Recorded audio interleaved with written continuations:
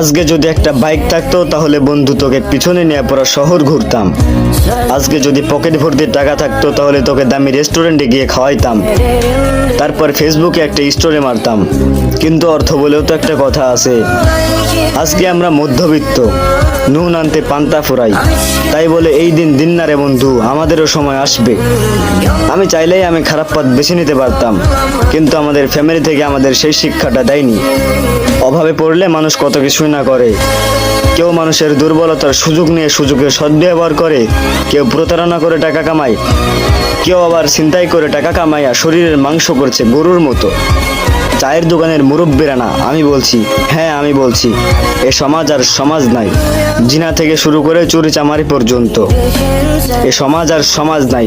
এই জন্য হয়ে গেছে কুকুরের আড্ডাখানা।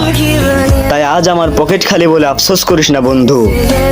আমরা সৎভাবে চলবো, সত্যকে সত্য বলবো, মিথ্যাকে মিথ্যা বলবো, মাথা উঁচু করে বাঁচবো।